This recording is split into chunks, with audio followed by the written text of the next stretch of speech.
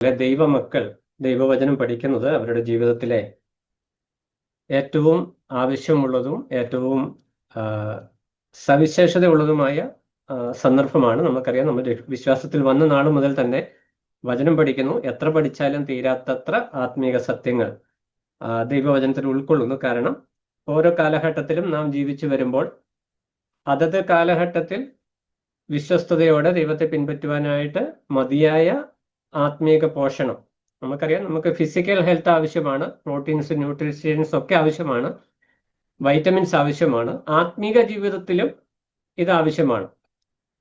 ഈ ആധുനിക കാലമാകുമ്പോഴത്തേനും നമ്മൾക്ക് ദൈവവചനത്തോട് താല്പര്യം കുറഞ്ഞു വരുന്ന ഒരു കാലഘട്ടമാണ്. അപ്പോൾ ദൈവവചന പഠനത്തിന് മുമ്പുണ്ടായിരുന്ന അത്രയും താല്പര്യം വിശ്വാസികൾക്ക് കുറഞ്ഞു വരുന്ന ഒരു കാലഘട്ടത്തിലാണ് നമ്മളായിരിക്കുന്നത്.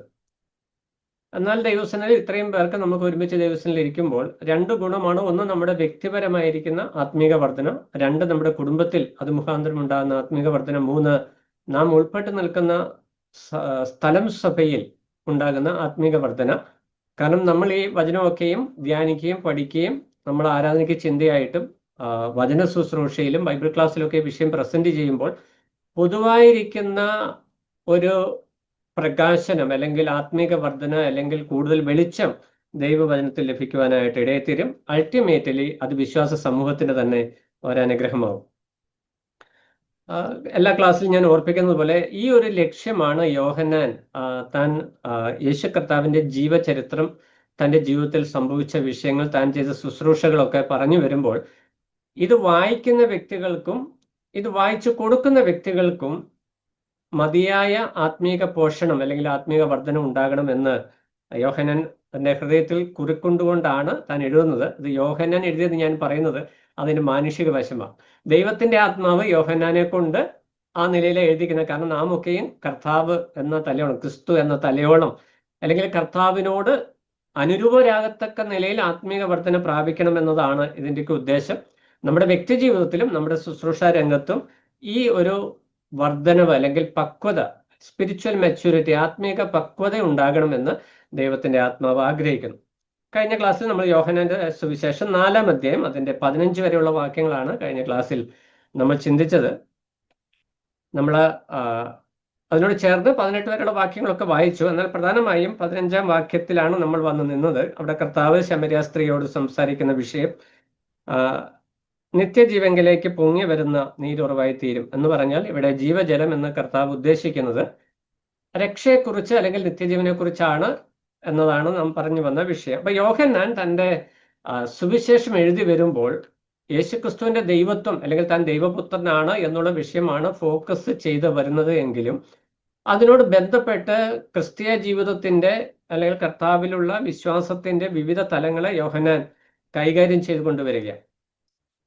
അപ്പോൾ യോഹന്നാന്റെ സുവിശേഷം 4-ാം അധ്യായത്തിലേക്ക് വരുമ്പോൾ അവിടെ സുവിശേഷീകരണം, നമ്മുടെ ഇന്നത്തെ ഭാഷയിൽ പറഞ്ഞാൽ സുവിശേഷ വേല എങ്ങനെയാണ് ചെയ്യേണ്ടത്, അല്ലെ അതിന്റെ പിന്നിൽ വ്യാപരിക്കേണ്ട ഘടകങ്ങൾ എന്തൊക്കെയാണെന്ന് വളരെ സിസ്റ്റമാറ്റിക് ആയിട്ടാണ് ഈ ശമരിയ സ്ത്രീയോടുള്ള ബന്ധത്തിൽ കർത്താവ് ചെയ്യുന്ന ആ സംവാദത്തിൽ നിന്ന് യോഹന്നാൻ എടുത്തു കാണിക്കുന്നു. അത് നമ്മൾ കുറിക്കൊള്ളേണ്ടതായിരിക്കുന്ന പ്രധാനപ്പെട്ട ഒരു വിഷയമാണ്. കഴിഞ്ഞ ക്ലാസ്സിൽ ഞാൻ ആ വിഷയം ഓർപ്പിച്ചു. പ്രധാനമായിട്ട് രക്ഷയ്ക്കായിട്ട് ഒരു ദാഹം ഉണ്ടാകണം. അപ്പോൾ ദൈവവചന പഠനത്തോടുള്ള ബന്ധത്തിലും ഒരു വിശപ്പ്, ഒരു ദാഹം ഉണ്ടാകണം. നമ്മളൊക്കെ ഇന്ന് ദൈവസന്നിധിയിൽ ഇത്രയും പേര് കൂടി വരാനായിട്ടുള്ള കാരണം നമ്മുടെ ഉള്ളിലെ ആ ഒരു വിശപ്പാണ്. വിശപ്പില്ലെങ്കിൽ നിറഞ്ഞിരിക്കുകയാണെങ്കിൽ നമ്മൾ ഇതിന് വരത്തില്ല. കാരണം നമുക്ക് വേറെ പല കാര്യങ്ങളും ചെയ്യാനുണ്ട്. കാരണം ഇതിൽ തിരക്കുള്ള കാര്യങ്ങൾ ചെയ്യാനുണ്ട്. എന്നാൽ ആത്മീകമായ വിശപ്പ് നമുക്കുണ്ട് എന്ന് പറഞ്ഞാൽ എന്നെക്കുറിച്ച് ദൈവത്തിന്റെ പദ്ധതി എന്താണെന്ന് മനസ്സിലാക്കുവാനായിട്ടുള്ള ഒരാത്മീക ദാഹവും വിശപ്പും നമുക്കുള്ളത് കൊണ്ടാണ് നമ്മൾ ദൈവസന്നിധിയിൽ വരുന്നത്. അപ്പൊ രക്ഷയോടുള്ള ബന്ധത്തിലും വളരെ പ്രധാനപ്പെട്ട ഒരു വിഷയം എന്ന് പറയുന്നത് മനുഷ്യർക്ക് രക്ഷയുടെ ആവശ്യകത ബോധ്യപ്പെടുത്തി കൊടുക്കുക എന്നുള്ളതാണ് പ്രധാനപ്പെട്ട വിഷയം. കർത്താവ് ശമരിയ സ്ത്രീയുടെ അടുക്കൽ ചെന്ന് വെള്ളം ചോദിക്കുന്ന സ്വാഭാവിക പ്രതിഭാസമാണ്. സുവിശേഷ വേലയിൽ ഏറ്റവും ശ്രദ്ധിക്കേണ്ട ഒരു വിഷയം, നമ്മൾ സാധാരണ ചെന്നു, നമ്മൾ സുവിശേഷം അറിയിക്കാനായിട്ട് വന്നു, ഞങ്ങൾ സുവിശേഷം പറയാൻ വന്നവരാണ്, ദൈവം നിങ്ങളെ സ്നേഹിക്കുന്നു എന്നൊക്കെ പറയും നമ്മൾ തുടങ്ങുന്നത്. അതിൽ തെറ്റൊന്നുമില്ല, അതൊക്കെ ശരിയായ കാര്യമാണ്. പക്ഷേ അതിൻ്റെ ഇഫക്റ്റീവ്നെസ്, എത്രത്തോളം ഫലകരമാണ് നമ്മൾ അങ്ങനെ ഡയറക്റ്റ് ആയിട്ട് പറയുന്നതും അവരായിരിക്കുന്ന സിറ്റുവേഷനോട് ചേർന്ന് വിഷയങ്ങളെ സംസാരിച്ച് ആ വിഷയത്തിലേക്ക് കടക്കുന്നു. ഈ ഒരു കമ്പാരിസൺ അത് എത്ര ഇഫക്റ്റീവ് ആയിരുന്നു എന്നതാണ് ഇവിടെ ഈ 4-ാം അധ്യായത്തിൽ ശമര്യ സ്ത്രീയിൽ നിന്നും നമുക്ക് മനസ്സിലാക്കുവാനായിട്ട് കഴിയുന്നു. അപ്പൊ കർത്താവ് അവിടെ ഒരു വാക്ക് പറഞ്ഞു, നീ എന്നോട് ചോദിച്ചായിരുന്നെങ്കിൽ ഞാൻ നിനക്ക് ജീവനുള്ള വെള്ളം തരുമായിരുന്നു. അപ്പൊ സ്വാഭാവികമായിട്ടും ശമര്യ സ്ത്രീയുടെ ഹൃദയത്തിൽ ഉണ്ടായത് ഈ കിണറ്റിൽ നിന്ന് കോരുന്ന വെള്ളം അത് ഇനി ഇവിടെ കോരാൻ വരാതിരിക്കാൻ എന്ന് പറഞ്ഞാൽ, പണ്ട് ഏലിയാവിന്റെ കാലത്ത് ഈ എണ്ണ പാത്രത്തിൽ, എലിശയുടെ ഒക്കെ പ്രവാചകന്മാരുടെ കാലത്ത് പാത്രത്തിൽ എണ്ണ കുറഞ്ഞു പോകാതിരിക്കാൻ വർദ്ധിച്ചു വരുന്ന നിലയിൽ ഒരു ബക്കറ്റ് വെള്ളം കൊണ്ടുവച്ചാൽ എപ്പോഴും ബക്കറ്റ് ഇങ്ങനെ നിറഞ്ഞു നിൽക്കും എന്നൊരു കൺസെപ്റ്റാണ് ഈ ശമര്യ സ്ത്രീയുടെ ഉള്ളിലുള്ളത്. അത് സ്വാഭാവികമാണ്. കാരണം പ്രവാചകന്മാരുടെ, തങ്ങളുടെ പൂർവ്വപിതാക്കന്മാരുടെ ജീവിതാനുഭവത്തിൽ നിന്ന് ഇവരിത് കേട്ടും കണ്ടും ഒക്കെ പഠിച്ചിട്ടുണ്ട്. അപ്പോൾ അതുപോലൊരു എക്സ്പീരിയൻസ് ആണ് ശമര്യ സ്ത്രീ പ്രതീക്ഷിച്ചത്. എന്നാൽ കർത്താവ് അവിടെ പറയുന്ന വിഷയം എൻ്റർലി ഡിഫറെൻ്റ് ആയിരിക്കുന്ന ഒരു വിഷയമാണ് എന്ന് നമുക്ക് കാണുവാനായിട്ട് കഴിയും. അവിടെ കർത്താവ് ചെയ്യുന്ന 1-2 കാര്യങ്ങൾ. കർത്താവിന്റെ മുമ്പാകെ അവൾ ഒന്നാമത് രക്ഷയ്ക്ക് വേണ്ടിയുള്ള ഒരു ദാഹം നമ്മൾ സംസാരിക്കുന്ന വ്യക്തിയുടെ ഹൃദയത്തിൽ ഉണ്ടാകത്തക്ക നിലയിൽ നമ്മൾ സംസാരിക്കണം. അതിന് വളരെ പ്രിപ്പറേഷൻ ആവശ്യം. നമുക്കറിയാം, കർത്താവ് പരസ്യ ശുശ്രൂഷയ്ക്ക് ഇറങ്ങുന്നതിന് മുമ്പ് ഏകദേശം 30 വർഷം കർത്താവിനൊന്നും അറിയത്തില്ല എന്നിട്ടല്ല, പക്ഷെ കർത്താവ് തന്നെ ആ ഒരു ശുശ്രൂഷയുടെ മഹത്വത്തിന് വേണ്ടി പ്രിപ്പയർ ചെയ്തു എന്ന് നമുക്ക് മനസ്സിലാക്കുവാനായിട്ട് കഴിയും. അപ്പോൾ കർത്താവ് ശമര്യ സ്ത്രീയോട് സംസാരിക്കുമ്പോൾ ഒന്നാമത്തെ വിഷയം എന്ന് പറയുന്നത് അവൾക്ക് ദാഹമുണ്ട് എന്നുള്ള വിഷയം. കർത്താവ് ഓഫർ ചെയ്യുന്ന വിഷയം നിനക്ക് ദാഹിക്കാതിരിക്കാനായിട്ട്. അപ്പോൾ അവളുടെ ശരിയായ ദാഹം എന്ന് പറയുന്നത് എന്താണെന്ന് ഇനീഷ്യലി ആദ്യമായിട്ട് സംസാരിക്കുമ്പോൾ ശമര്യ സ്ത്രീക്ക് മനസ്സിലാകുന്നില്ല. അതുകൊണ്ടാണ് പറയുന്നത്, ഞാൻ ഇനിയും കിണറ്റിന്റെ അരികിലേക്ക് വെള്ളം കോരുവാൻ വരാതിരിക്കേണ്ടത് നീ അതെനിക്ക് തരണം എന്ന് പറഞ്ഞാൽ ഫിസിക്കൽ ആയിട്ടുള്ള, ഭൗതികമായിട്ടുള്ള ഒരു വെള്ളം എന്നുള്ള ഒരു ആശയമാണ് ശമര്യ സ്ത്രീക്ക് ഉണ്ടായത്. എന്നാൽ കർത്താവ് പിന്നീട് സംസാരിക്കുമ്പോൾ അതിലെ ഓരോ സ്റ്റെപ്പും നമുക്ക് മനസ്സിലാക്കുവാനായിട്ട് കഴിയും. നമ്മൾ താഴോട്ട് വരുമ്പോൾ 16-ാം വാക്യത്തിൽ വരുമ്പോൾ യേശു അവളോട്, പോയി നിന്റെ ഭർത്താവിനെ വിളിച്ചുകൊണ്ടുവരും. നമ്മൾക്ക് അങ്ങനെ പറയാനായിട്ട് പറ്റത്തില്ല, പക്ഷെ അതിൽ നിന്ന് പറയുന്ന ഒരു കൺസെപ്റ്റ് എന്ന് പറഞ്ഞാൽ, ആദ്യത്തെ വിഷയം ഒരാത്മീക ദാഹം അവർക്കുണ്ടാകുവാനായിട്ട് അവർ നിൽക്കുന്ന സാഹചര്യം. നമ്മൾ ചിലപ്പോൾ പണിയെടുക്കുന്ന ആളുകളോടായിരിക്കാം സംസാരിക്കുന്നത്, ചിലപ്പോൾ ഓഫീസിൽ വർക്ക് ചെയ്യുന്ന ആളോടായിരിക്കും സംസാരിക്കുന്നത്, ചിലപ്പം ഒരു ഡോക്ടറോട്, നേഴ്സിനോട്, ഏതെങ്കിലുമൊക്കെ ഫീൽഡിൽ വർക്ക് ചെയ്യുന്ന ആളുകളെ കാണുമ്പോൾ അവരുടെ ഫീൽഡുമായിട്ട് ബന്ധപ്പെട്ട ഒരു വിഷയവുമായിട്ട് നമ്മൾ അവരുടെ അധ്വാനത്തെ നമ്മൾ മാനിച്ചുകൊണ്ട് സംസാരിക്കുമ്പോൾ അവർക്ക് നമ്മളോട് അറിയാതെ തന്നെ ഒരു അറ്റാച്ച്മെന്റ് ഉണ്ടാവും. നമുക്കറിയാം, ഇവിടെ കഴിഞ്ഞ ക്ലാസ്സിൽ നമ്മൾ ഓർത്തു, ശമര്യരും യഹൂദനും തമ്മിൽ വലിയ ശത്രുത. അവർക്ക് പരസ്പരം ഒന്ന് സംസാരിക്കാൻ പോലും അവർ കൂട്ടാക്കത്തില്ല. അത്രമാത്രം ശത്രുത യഹൂദനും ശമര്യനും തമ്മിലുണ്ട്. എന്നാൽ കർത്താവ് വന്ന ഈ ശമര്യ സ്ത്രീയോട് എനിക്കൊരു അല്പം വെള്ളം കുടിക്കാൻ വേണമെന്ന് പറയുമ്പോൾ തന്നെ അവിടെ ഒരു ഓപ്പണിങ് ഉണ്ടാകുന്നു. അത് പുറമെ നിന്ന് നോക്കുന്ന ഒരു യഹൂദന് കർത്താവ് ചെയ്തത് വലിയൊരു പാപമായിട്ടും തെറ്റായിട്ടും ഇരിക്കാം. ശമര്യ സ്ത്രീക്ക് അതൊരു അത്ഭുതമായിട്ടും ഇരിക്കുന്നു. എന്നാൽ കർത്താവ് ഒരു വാക്ക് എനിക്ക് കുടിക്കാൻ തരണം എന്ന് പറയുമ്പോൾ തന്നെ ഈ വിജാതീയ ബൗണ്ടറീസ്, നമ്മുടെ ഇടയ്ക്കൊക്കെ ബൗണ്ടറീസ് ഉണ്ട്. ഈവൻ നമ്മുടെ ഓൺ സഭകളിൽ വിശ്വാസികൾ തമ്മിൽ ബൗണ്ടറീസ് ഉണ്ട്. ഈ ബൗണ്ടറീസ് കൊണ്ട് പലപ്പോഴും എന്ത് സംഭവിക്കുന്നില്ല, ദൈവത്തിന്റെ പ്രവൃത്തി നമ്മുടെ ജീവിതത്തിൽ നടക്കാൻ കഴിയാത്ത വിധം ബൗണ്ടറീസ് ഒരു തടസ്സമാണ്. അത് സുവിശേഷ വേലയുടെ ഫലകരത്തിനും തടസ്സമാണ്, സഭയുടെ ആത്മീക വളർച്ചയ്ക്ക് അല്ലെ സഭയുടെ വർധനവിനും ഇത് തടസ്സമാണ്. അതിലേക്ക് ഞാൻ വിഷയം കടന്നു. അപ്പൊ ഇവിടെ ആദ്യമായിട്ട് കർത്താവ് ചെയ്ത പ്രവൃത്തി, ഈ ബൗണ്ടറി പുതിയ നിയമത്തിൽ, അതായത് കൃപായുഗത്തിൽ ബൗണ്ടറി ആവശ്യമില്ല, അത് കർത്താവ് ബ്രേക്ക് ചെയ്യുവാനായിട്ട് പോകുന്നു എന്നുള്ളതിന്റെ പ്രാഥമിക സൂചന കർത്താവ് ഇവിടെ വെച്ച് ചെയ്യുകയാണ്. ബൗണ്ടറി കട്ട് ഓഫ് ആവും. നമുക്കറിയാം, ദേവാലയത്തിന്റെ തിരശ്ശീല കീറിപ്പോകുന്നത് കർത്താവ് ക്രൂശിൽ മരിക്കുന്ന സമയത്താണ്. എന്നാൽ കർത്താവ് പരസ്യ ശുശ്രൂഷയിൽ ഇരിക്കുമ്പോൾ തന്നെ ജാതീയമായിരിക്കുന്ന, ലോകപരമായിരിക്കുന്ന ബൗണ്ടറീസ് ഞാൻ ബ്രേക്ക് ചെയ്യുവാനായിട്ട് പോകുന്നു എന്നുള്ളൊരു സൂചന കർത്താവ് അവിടെ കൊടുക്കുന്നു. അപ്പോൾ സുവിശേഷ വേലയിൽ നമ്മൾ എപ്പോഴും ശ്രദ്ധിക്കേണ്ട വിഷയം, നമ്മുടെ അത് സ്വാഭാവികമായ ഒരു പ്രതിഭാസമാണ്. നമ്മുടെ ഓൺ സ്റ്റാറ്റസ് ഉള്ളവർക്ക് അല്ലെങ്കിൽ നമ്മുടെ ഓൺ റിലീജിയസ് ബാക്ക്ഗ്രൗണ്ട് ഉള്ളവർക്കൊക്കെ സുവിശേഷം പറയാനാണ് നമുക്ക് ടെൻഡൻസ്. പൊതുവെ മലയാളികളേക്ക് നമ്മൾ അതിലൊക്കെ കുറച്ചുകൂടി അഡ്വാൻസ്ഡ് ആണ്, നമ്മളല്ലാത്തവരുടെ അടുക്കലും പോകുന്നുണ്ട്. എന്നാൽ നമ്മുടെ ഹൃദയത്തിന്റെ ആറ്റിറ്റ്യൂഡ് കർത്താവ് ചെന്ന ആ റേഞ്ച് വരെ ഇറങ്ങി ചെല്ലുമ്പോഴാണ് അത് ഫലകരമായി തീരുന്നത്. അപ്പോൾ ദാഹമുണ്ട് എന്നുള്ള വിഷയം, അപ്പൊ വെള്ളം ചോദിച്ചു, അപ്പൊ അവർ തമ്മിലൊരു ഇന്ററാക്ഷൻ, ഒരു ബന്ധം അവിടെ വരുന്നു. അതിനുശേഷം അവളോട് കർത്താവ് പറയുന്നത്, നിന്റെ ആവശ്യം നിനക്ക് വെള്ളം വേണമെന്നുള്ളതാണ്. അപ്പൊ ഈ വെള്ളം വേണമെന്നുള്ള ആവശ്യത്തെ കർത്താവ് ഉയർത്തി കാണിച്ചിട്ട് ആ വെള്ളത്തോട് സമ്മതിക്കും. അതുപോലെ തന്നെ പൗലോസ് അപ്പോസ്തലൻ പേരെഴുതാത്ത ഒരു ദേവന്റെ പ്രതിമയെ ഉദ്ദേശിച്ചുകൊണ്ട് നിങ്ങൾ അറിയാത്തതിനെ നമസ്കരിക്കുന്നു എന്ന് പറഞ്ഞ് അവിടെ സുവിശേഷമുണ്ട്. ഇതെല്ലായിടത്തും ആപ്ലിക്കൽ ആവണമെന്നില്ല, എന്നാൽ നമുക്ക് ഏറ്റവും ഇഫക്റ്റീവായിട്ട് ചെയ്യാൻ പറ്റുന്ന ഒരു ഫീൽഡാണിത്. പക്ഷെ അതിനകത്ത് ഏറ്റവും ശ്രദ്ധിക്കേണ്ടതായിരിക്കുന്ന വിഷയം, നമ്മൾ ഈ കർത്താവ് താൻ ദൈവമാണ്, പാപരഹിതനായ മനുഷ്യപുത്രനാണ്, അതായത് പൂർണ്ണ മനുഷ്യനാണ്, പാപരഹിതനാണ്. അപ്പൊ ശമര്യ സ്ത്രീ എന്ന് പറയുന്ന പാപിനിയായിരിക്കുന്ന സ്ത്രീയുടെ അടുക്കിലേക്ക് അടുത്തു ചെല്ലുന്നതിനൊക്കെ ഒത്തിരി ലിമിറ്റേഷൻസ്, മതപരമായ റിലീജിയസ് പ്രോബ്ലം ഉണ്ട്, യഹൂദനും ശമര്യനും തമ്മിലുണ്ട്. താൻ ദൈവമായിരിക്കുന്ന നിലയിൽ, അല്ലെ പൂർണ്ണ പാപരഹിതൻ എന്നുള്ള നിലയിൽ തനിക്ക് അതിന് ലിമിറ്റേഷൻസ് ഉണ്ട്. ഇതൊന്നും കണക്കിടാതെ കർത്താവ് അവരുടെ അടുക്കിലേക്ക് ചെല്ലുന്നതിന്റെ ലക്ഷ്യം എന്ന് പറയുന്നത് ഈ ആത്മാവിനെ നേടുക എന്നുള്ളതാണ്. അപ്പൊ അതാണ് പ്രധാന ലക്ഷ്യം. അപ്പൊ സുവിശേഷ വേലയിൽ ഈ യോഹന്നാന്റെ സുവിശേഷം കർത്താവിന്റെ പ്രവൃത്തികൾ നമ്മളെ വെളിപ്പെടുത്തുന്ന വിഷയം, ഏത് വിധേനയും നമ്മൾ സുവിശേഷം പറയുവാനായിട്ട് റെഡി ആയിരിക്കണം എന്നുള്ളതാണ്. എന്ന് പറഞ്ഞാൽ അവസരങ്ങളെ പ്രയോജനപ്പെടുത്തുക. അപ്പോൾ ആ ഒരു ബോധ്യം വന്നു കഴിഞ്ഞ് രണ്ടാമത്തെ സെക്ഷനിലേക്ക് വരുമ്പോൾ 16-ാം വാക്യം നമ്മളത് വായിച്ചു, പോയി നിന്റെ ഭർത്താവിനെ വിളിച്ചുകൊണ്ട് വരിക എന്ന് പറഞ്ഞാൽ രണ്ടാമത്തെ സെക്ഷൻ അവർക്ക് പാപത്തെക്കുറിച്ച് ബോധ്യം വരുത്തുക. അപ്പൊ കർത്താവ് ദൈവമായതുകൊണ്ടാണ് അവൾക്ക് മുമ്പ് 5 ഭർത്താക്കന്മാരുണ്ടായിരുന്നു എന്നുള്ളതും ഇപ്പോഴുള്ള വ്യക്തി ഭർത്താവല്ലെന്നും കർത്താവിന് അറിയാവുന്ന വിഷയം.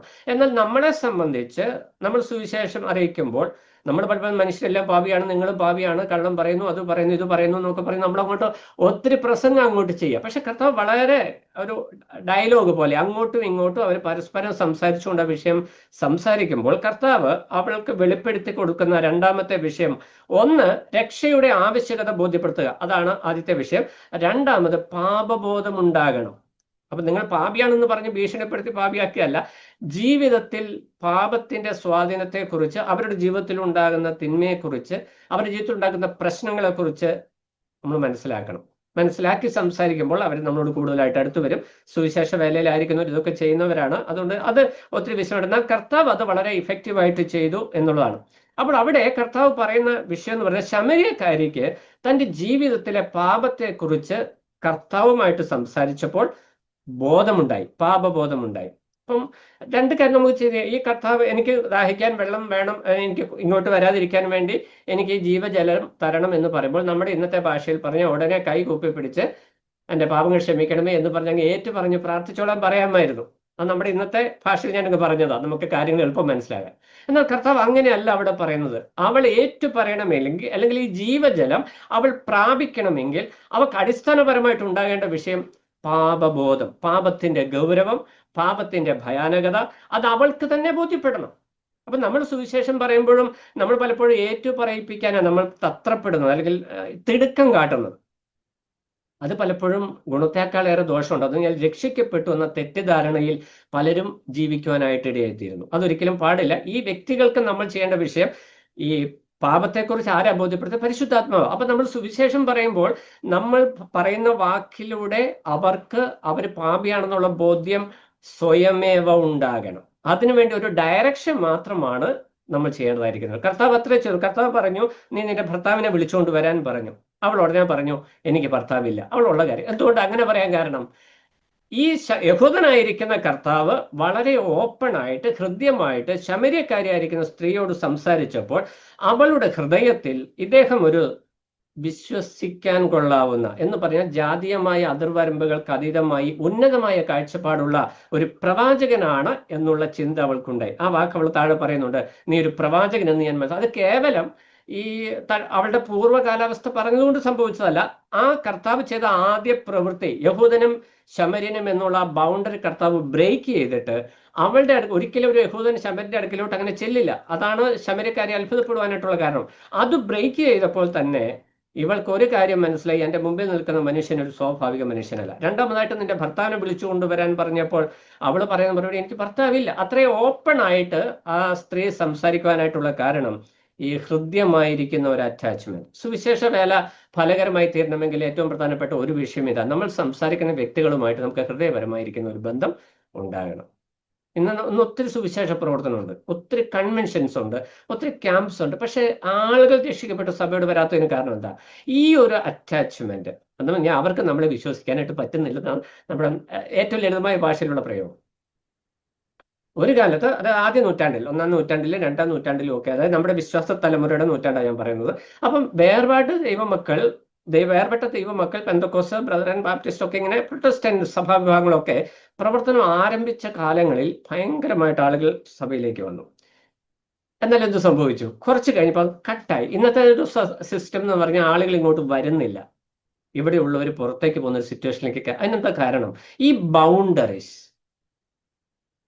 അതാ ഞാൻ ആദ്യം പറയാം. നമ്മുടെ സുവിശേഷം അറിയിക്കുമ്പോൾ ജാതീയമായ ബൗണ്ടറി മാത്രമല്ല, ദൈവസഭയ്ക്കുള്ളിൽ വിശ്വാസികൾ തമ്മിലുള്ള ബന്ധത്തിലുണ്ട് ബൗണ്ടറീസ്. അത് ക്രോസ് ചെയ്യാൻ അങ്ങോട്ടും ഇങ്ങോട്ടും സമ്മതിക്കാതെ വരുമ്പോൾ അതിനുള്ളിലേക്ക് ദൈവത്തിന്റെ ആത്മാവിന്റെ പ്രവർത്തനം കുറയും. അത് ഞാൻ പ്രാക്ടിക്കലായിട്ട് നമ്മുടെ വിശ്വാസ ജീവിതത്തോളം, കാരണം നമ്മൾ പലപ്പോഴും ഇതിനൊന്നും വലിയ ഗൗരവം കൊടുക്കുന്നില്ല. നമ്മൾ പലപ്പോഴും ഇത്രയും പൈസയൊക്കെ മുടക്കി ലക്ഷങ്ങളാണ് ഓരോ കൺവെൻഷനും പൊടിക്കുന്നത്. അത്രയും പൈസ ഇൻവെസ്റ്റ് ചെയ്തിട്ട് ഒരു വ്യക്തി പോലും സഭയ്ക്കുള്ളിലേക്ക് വരാത്തത് എന്ത് എന്ന് നമ്മളാരും കൺസേൺഡ് അല്ല. നമ്മൾ എല്ലാ വർഷവും നടത്തും. ഇപ്പൊ കൺവെൻഷനൊക്കെ നിന്നു. കൊറോണ വന്നതിന് ശേഷം നമ്മൾ കൺവെൻഷൻസ് നിർത്തിക്കളഞ്ഞു. അപ്പൊ അത് ആത്മാക്കൾ വരാത്തതിനാൽ കർത്താവ് പ്രവർത്തിക്കാത്തതുകൊണ്ടല്ല, ബൗണ്ടറീസ്. ഇത് അത് ബ്രേക്ക് ചെയ്യണം. അതായത് വിശ്വാസികൾ തമ്മിൽ സഭയ്ക്കുള്ളിലുള്ള പ്രയാസങ്ങളെ പറഞ്ഞ് പരിഹരിച്ച് രമ്യതയുടെ ആത്മാവിൽ ഒന്നിച്ചു നിൽക്കുമ്പോഴാണ് അവിടെ ദൈവത്തിന്റെ ആത്മാവ് പ്രവർത്തിക്കുകയുള്ളൂ. അത് ഈ വിഷയത്തോട് ചേർത്ത് പറയുവാനായിട്ട് ഞാൻ ആഗ്രഹിക്കാം. ഒന്നാമത്തെ വിഷയം, സുവിശേഷത്തിൽ ആവശ്യബോധം ഉണ്ടാകണം. രക്ഷയ്ക്കായിട്ടുള്ള ആവശ്യബോധം, അല്ലെങ്കിൽ ആത്മീക രക്ഷ പ്രാപിക്കുവാനായിട്ടുള്ള ആവശ്യബോധം അവർക്ക് ഉണ്ടാകുക. രണ്ടാമതായിട്ട് അവർക്ക് പാപബോധം വരുത്തണം. അത് നീ പാപിയാണെന്ന് പറഞ്ഞ് ഭീഷണിപ്പെടുത്തി ചെയ്യുന്ന ഒരു കാര്യമല്ല, മറിച്ച് അവരുടെ ആയിരിക്കുന്ന സാഹചര്യത്തിൽ അവർക്ക് ഈ പാപത്തെ മനസ്സിലാക്കുവാനായിട്ട് നമ്മൾ അവരെ ഡയറക്റ്റ് ചെയ്യാം. ഇനി ആ ഒരു ബോധ്യം ശമര്യ സ്ത്രീക്ക് ഉണ്ടായി. താഴോട്ട് വന്ന്, നീ പറഞ്ഞത് ശരി തന്നെ, നിനക്ക് ഭർത്താവില്ല, ഇപ്പോഴുള്ള ആൾ നിനക്ക് ഭർത്താവുമല്ല എന്ന് പറഞ്ഞു. അതിന് സ്ത്രീ പറഞ്ഞ മറുപടി, കർത്താവേ, നീ ഒരു പ്രവാചകൻ എന്ന് ഞാൻ അറിയുന്നു, യജമാനനെ നീ ഒരു പ്രവാചകൻ എന്ന് ഞാൻ അറിയുന്നു. അപ്പോൾ ഇതുവരെയും ശമര്യ സ്ത്രീ കർത്താവെ മനസ്സിലാക്കിയിട്ടില്ല. അവളെ സംബന്ധിച്ച് ഒരു മാസ്റ്റർ, ഒരു യജമാനൻ, അല്ലെങ്കിൽ ഒരു ഗുരു, അങ്ങേയറ്റം അവൾ അത്രയാണ് ആദ്യം മനസ്സിലാക്കിയത്. ആ ബഹുമാനം അവൾ കൊടുത്തു. എന്നാൽ അവളുടെ പൂർവ്വകാല അവസ്ഥ പറഞ്ഞു കഴിഞ്ഞപ്പോൾ, നീ ഒരു പ്രവാചകൻ എന്ന് ഞാൻ കാണുന്നു. അപ്പോൾ പാപബോധം വന്നു കഴിഞ്ഞപ്പോൾ, അതുവരെ എന്താ ഇരിക്കുന്നത്? യജമാനനാണ്. പാപബോധം വന്നു കഴിഞ്ഞപ്പോഴോ പ്രവാചകനായി. ഇതൊരു പ്രോഗ്രസീവാണ്. അത് രക്ഷയോടുള്ള ബന്ധത്തിൽ കർത്താവിനെ കുറിച്ച് ഒരു വ്യക്തിക്ക് ഉണ്ടാകുന്ന പ്രോഗ്രസീവായിട്ടുള്ള അണ്ടർസ്റ്റാൻഡിങ്. ഇപ്പൊ നമ്മുടെയൊക്കെ ജീവിതത്തിൽ നമ്മൾ കർത്താവിനെ ഇങ്ങനെയൊക്കെ തന്നെയാണ് മനസ്സിലാക്കിയിരിക്കുന്നത്. നമ്മൾ പഴയ കാലത്തേക്കൊന്നും തിരിഞ്ഞു പോയി. നമ്മൾ രക്ഷിക്കപ്പെട്ട സമയത്ത് ഇങ്ങനെയൊക്കെ ആയിരുന്നു. പക്ഷെ ഇന്നത്തെ തലമുറയിലേക്ക് വരുമ്പോൾ നമ്മൾ ഇത് പറഞ്ഞതുപോലെ ഈ ബൗണ്ടറീസ് ഉള്ളത് കൊണ്ട് ഇതൊരു ആചാരമായിട്ട് മാറി അങ്ങ് പോയിരിക്കുക. അതിൻ്റെതായ ഭവിഷ്യത്തുണ്ട്. ഇനി നമ്മൾ താഴോട്ട് വരുമ്പോൾ ശമര്യക്കാരിക്ക് പാപബോധം ഉണ്ടായി കഴിഞ്ഞപ്പോൾ ശമര്യക്കാരി ചോദിക്കുന്ന ചോദ്യം, അതൊരു സ്റ്റേറ്റ്മെന്റ് ആണ്. 20-ാം വാക്യം, ഞങ്ങളുടെ പിതാക്കന്മാർ ഈ മലയിൽ നമസ്കരിച്ചു വന്നു, നമസ്കരിക്കേണ്ടുന്ന സ്ഥലം യെരൂശലേമിലാകുന്നു എന്ന് നിങ്ങൾ പറയുന്നു എന്ന് പറഞ്ഞു. നമ്മൾ വെറുതെ വായിച്ചു കഴിഞ്ഞാൽ ശമര്യയിൽ നമസ്കരിക്കാം, യെരൂശലേമിൽ നമസ്കരിക്കാം എന്നാണ് അതിന്റെ ആശയം. എന്നാൽ നമ്മൾ ഈ പറഞ്ഞു വന്ന പശ്ചാത്തലത്തിൽ നമ്മൾ പഠിക്കുമ്പോൾ ശമര്യ സ്ത്രീയോട് കർത്താവ് നിത്യജീവനെ കുറിച്ച് പറഞ്ഞു. നിത്യജീവനെ കുറിച്ച് പറഞ്ഞതിന് ശേഷം അവൾക്ക് പാപബോധം വരത്തക്ക നിലയിൽ കർത്താവ് അവളോട് ഇടപെട്ടു. അവൾക്ക് പാപബോധം വന്നു കഴിഞ്ഞപ്പോൾ അവളുടെ ഹൃദയത്തിൽ അടുത്ത സ്റ്റെപ്പ് എന്താണ്? പാപബോധം വന്നു കഴിയുമ്പോൾ അത് ഏറ്റു പറയണം, അല്ലെ കുംഭസാരിക്കണം. നമ്മുടെ ഇന്നത്തെ ക്രിസ്തീയ ഭാഷ പറഞ്ഞാൽ കുംഭസാരിക്കണം. പ്രധാന ഭാഷയല്ല, ഡിനോമിനേഷണൽ ഭാഷയാണ്. കുംഭസാരിക്കണം, അല്ലെങ്കിൽ അനുദപിക്കണം, പശ്ചാത്തപിക്കണം. ഇത് യഹൂദന്മാർക്കുണ്ട്. യഹൂദന്മാർ യെരൂശലേം ദേവാലയത്തിൽ പോകണമായിരുന്നു. പാപം ചെയ്തു കഴിഞ്ഞാൽ യാഗമർപ്പിക്കാൻ യെരൂശലേമിൽ പോകണം. ഇവരെവിടെ പോകണം? ഇവർ ഈ മലയിൽ പോകണം, ശമര്യയിലുള്ള മലയിൽ പോകണം. അപ്പം ജാതീയമായിരിക്കുന്ന അവളുടെ അണ്ടർസ്റ്റാൻഡിങ്, എനിക്ക് പാപബോധമുണ്ട്, ഇതിന്റെ പരിഹാരത്തിന് വേണ്ടി ഞാൻ യെരൂശലേം ദേവാലയത്തിൽ പോകണമെന്നാണ് യഹൂദന്മാർ പറഞ്ഞത്. പക്ഷെ എനിക്ക് അങ്ങോട്ട് എൻട്രി ഇല്ല. ഇവിടെ പോയാൽ മതി എന്നാണ് ഞങ്ങൾ പഠിപ്പിക്കുന്നത്. പക്ഷെ അവിടെ പോയാൽ മതി, ഇത്രയും കാലം ഞാൻ ഈ കാലത്തിൽ ജീവിച്ചിട്ട് എനിക്ക് പരിഹാരം വന്നിട്ടില്ല. അപ്പോൾ എവിടെയാണ് നമസ്കരിക്കേണ്ടത്? എവിടെയാണ് താഴേണ്ടത്? ദൈവസന്നിധി ഞാൻ എവിടെ കണ്ടെത്തുമെന്നുള്ള ആ ശമര്യക്കാരുടെ ചോദ്യത്തിന് കർത്താവ് കൃത്യമായ മറുപടി അവിടെ കൊടുക്കുകയാണ്. അപ്പൊ 21-ാം വാക്യത്തിൽ വരുമ്പോൾ, സ്ത്രീയെ, എൻ്റെ വാക്ക് വിശ്വസിക്കുക, നിങ്ങൾ പിതാവിനെ നമസ്കരിക്കുന്നത് ഈ മലയിലുമല്ല യെരൂശലേമിലുമല്ല എന്നുള്ള നാഴിക വരുന്നു. ഇത് ഭാവിയിൽ സംഭവിക്കാൻ പോകുന്ന സഭയുടെ ക്രമീകരണത്തെ കുറിച്ച് കർത്താവ് പറയുന്നു. പക്ഷെ കർത്താവ് അവിടെ പറയുന്ന ഒരു സ്റ്റേറ്റ്മെന്റ്, ഈ മലയിലും അല്ല നീ പോയി നമസ്കരിക്കേണ്ടത്, ആ മലയിലുമല്ല നമസ്കരിക്കേണ്ടത്, നീ എൻ്റെ വാക്ക് വിശ്വസിക്കുക. ആ ഒരു പർട്ടിക്കുലർ സ്റ്റേജിൽ വിശ്വസിക്കാനായിട്ട് കർത്താവ് പറഞ്ഞ അടുത്ത വാക്കാണ് ശരിയായ വിഷയം എന്ന് പറയുന്നത്. ആത്മാവിലും സത്യത്തിലും ആരാധിക്കണം, അത് കർത്താവ് പറഞ്ഞു. എന്നാൽ കർത്താവ് എന്താണ് ഉദ്ദേശിച്ചത് എന്ന് 22-ാം വാക്യത്തിലാണ് പറയുന്നത്. നിങ്ങൾ അറിയാത്തതിനെ നമസ്കരിക്കുന്നു, ഞങ്ങളോ അറിയുന്നതിനെ നമസ്കരിക്കുന്നു, രക്ഷ യഹൂദന്മാരുടെ ഇടയിൽ നിന്നല്ലോ വരുന്നത്. കർത്താവ് പോയിന്റിലേക്ക് വരിക. അപ്പോൾ ശമര്യക്കാരുടെ ജീവിതത്തിൽ രക്ഷയ്ക്കുള്ള ആവശ്യബോധം ഉണ്ടായി, പാപബോധം ഉണ്ടായി, പാപത്തിൽ നിന്ന് ക്ഷമ വേണമെന്നുള്ള ആവശ്യബോധമുണ്ടായി. മൂന്നാമതായിട്ട് അവൾ എവിടെയാണ് ഞാൻ എൻ്റെ പാപങ്ങളെ ഏറ്റുപറയേണ്ടത് എന്നുള്ള ചിന്തയിലേക്ക് അവൾ വരുമ്പോൾ കർത്താവ് പറയുകയാണ്, നീ എൻ്റെ വാക്ക് വിശ്വസിക്കുക. എന്താണ് പ്രമാണം? രക്ഷ യഹൂദന്മാരുടെ ഇടയിൽ നിന്നല്ലോ വരുന്നത്. ഇതാണ് ഇതിനകത്ത് ഏറ്റവും പ്രധാനപ്പെട്ട വിഷയം. അപ്പം ആദ്യം യേശുവിന് ചെന്ന് പറഞ്ഞാൽ മതിയായിരുന്നു, ശമര്യക്കാരോട് പറയുക, ശമര്യക്കാരിയെ നീ പാപിയാണ്, നിനക്ക് 5 ഭർത്താക്കന്മാരുണ്ട്, ഇപ്പോൾ ഉള്ള ഭർത്താവല്ല, നിന്റെ മോറൽ ലൈഫ് ഡാമേജ് ആണ്, നിനക്ക് സ്വർഗത്തിൽ പോകാനായിട്ട് പറ്റത്തില്ല, അതുകൊണ്ട് നീ ഒരു കാര്യം ചെയ്യണം, നീ എന്നിൽ വിശ്വസിക്കണമെന്ന് കർത്താവിന് പറഞ്ഞാൽ മതി. പക്ഷെ കർത്താവ് അതിനുവേണ്ടി എടുത്ത അപ്രോച്ച്, അതിനുവേണ്ടി സ്വീകരിച്ച നിലപാട് എന്ന് പറയുന്നത്, കർത്താവ് തനിക്ക് മുമ്പിൽ ഉണ്ടായിരുന്ന ബൗണ്ടറിയെ ക്രോസ് ചെയ്ത് അവരുടെ അടുക്കിലേക്ക് ഇറങ്ങി ചെല്ലുവാനായിട്ടിടെ. ഒരു യഹൂദൻ എന്നുള്ള നിലയിൽ ശമര്യക്കാരന്റെ അടുക്കിലേക്ക് പോയാൽ പരീശന്മാരും സദൂക്യന്മാരിക്കുന്ന യഹൂദന്മാര് യേശുവിനെ വെറുതെ വിടത്തില്ല. എന്നാൽ കർത്താവ് ആ ലക്ഷ്യത്തിന് വേണ്ടി, തന്റെ ലക്ഷ്യം നഷ്ടപ്പെട്ടു പോയതിനെ തേടി അത്രേ ഞാൻ ഭൂമിയിലേക്ക് വന്നു. കർത്താവ് അത് ക്രോസ് ചെയ്ത് അപ്പുറത്തേക്ക് ചെന്നു, അവളോട് സംസാരിച്ചു. ആ സംസാരത്തിൽ അവളുടെ ഹൃദയത്തിൽ ദൈവത്തിന്റെ പരിശുദ്ധാത്മാവ് ഇടപെട്ടു തുടങ്ങി. വളരെ ക്രമീകൃതമായിട്ട് കർത്താവ് അവതരിപ്പെടുത്തി അവരുടെ ഉള്ളിൽ ഈ പാപങ്ങളെ ഞാൻ എവിടെയാണ് ഏറ്റു പറയേണ്ടത്. അപ്പോൾ പറയുകയാണ്, സത്യത്തിൽ സത്യനമസ്കാരികൾ അല്ലെങ്കിൽ വാസ്തവമായും ദൈവത്തിന്റെ സന്നിധിയിലേക്ക് മടങ്ങി വരുന്നവർ ഒരു മലയിലേക്കും പോകേണ്ട ആവശ്യമില്ല, എൻ്റെ വാക്ക് വിശ്വസിക്കുക. രക്ഷ യഹൂദന്മാരുടെ ഇടയിൽ നിന്നല്ലോ വരുന്നത്. ഇനി താഴേക്ക് വന്നു കഴിയുമ്പോൾ ആ വിഷയത്തിൽ കുറച്ചുകൂടെ കൃത്യമായ വിഷയം കർത്താവ് വെളിപ്പെടുത്തി കൊടുക്കുകയാണ്. അതിന് 24-ാം വാക്യത്തിലേക്ക് വരുമ്പോൾ, ദൈവം ആത്മാവാകുന്നു, അവനെ നമസ്കരിക്കുന്നവർ ആത്മാവിലും സത്യത്തിലും ആരാധിക്കണം. ഇവിടെ 2 വിഷയമുണ്ട്. ഞാൻ എടുത്തത് ഒരാംഗിൾ, അതായത് ഈ നമ്മൾ പഠിച്ചു വന്ന പശ്ചാത്തലത്തിന്റെ ഒരാംഗിളാണ്.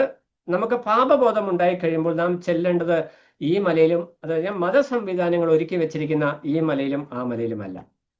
ജൂവിഷ് ഒരു റിലീജിയൻ എന്ന് നമുക്കറിയാം. കർത്താവ് ഒരു രാജ്യസ്ഥ സഭ എന്നുള്ള സംവിധാനത്തിൽ നിന്ന് വ്യത്യസ്തമായി ഒരു രാഷ്ട്രത്തിന് കൽപ്പിച്ചാക്കിയ സ്ഥലമാണ് യെരുശലേമും മലകളും ആ സംവിധാനങ്ങളൊക്കെ, യാഗങ്ങളൊക്കെ. എന്നാൽ ആ സംവിധാനമല്ല ദൈവത്തിന്റെ വീണ്ടെടുപ്പ് പദ്ധതി എന്നുള്ളത് കർത്താവ് കൃത്യമായിട്ട് ഇവിടെ പറഞ്ഞു കൊടുക്കുന്നു. രണ്ടാമത്തെ ആസ്പെക്ട് എന്ന് പറഞ്ഞാൽ ആരാധനയുടെ ചിത്രമാണ്, സത്യത്തിലും ആത്മാവിലും ആരാധിക്കുക. അത് നമ്മൾ സാധാരണ കൈകാര്യം ചെയ്യുന്ന വിഷയമാണ് ആയതുകൊണ്ട് ആ തലത്തിലേക്ക് ഞാൻ കടന്നു പോകുന്നില്ല.